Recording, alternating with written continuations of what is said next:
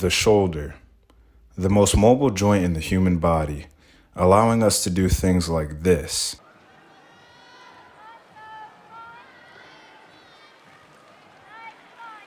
And this. Big curveball up. There it is. And yet, because of this mobility, it is also one of the least stable joints in the body as well. So how does your shoulder really work? What is the so-called rotator cuff, and why are shoulder injuries so common?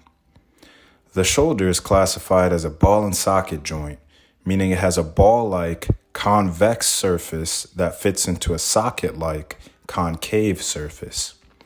But a more fitting comparison would be to something like a golf ball on a tee, because the golf ball, or head of the humerus, is much bigger than the concave surface known as your glenoid cavity.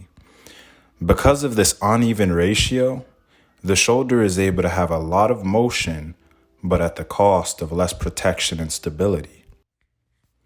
The shoulder has two methods of stability known as static and dynamic stability. Static stability comes from the tissues and structures that do not actually contract and cause motion. Things like your labrum, joint capsule, ligaments give you static stability. If damage is done to any of these structures, it may require some form of surgery to repair the structure. The second form of stability comes from your rotator cuff and the scapulothoracic muscles, which are the muscles around your shoulder blade. The rotator cuff is a group of 4 muscles that work to keep the ball of your shoulder into its socket.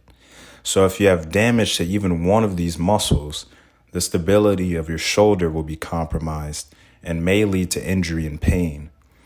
Unlike the static structures of your shoulder, the rotator cuff can be rehabilitated with the right type of exercise program.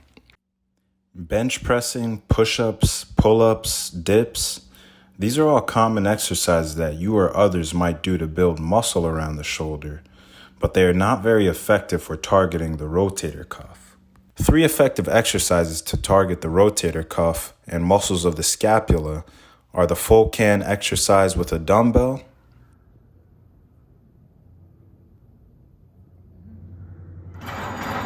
external rotation with a tube or resistance band,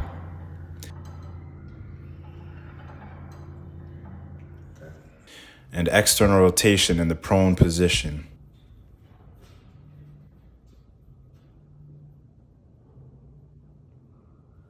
In general, lower weight and higher repetitions should be used to guide your stabilization program.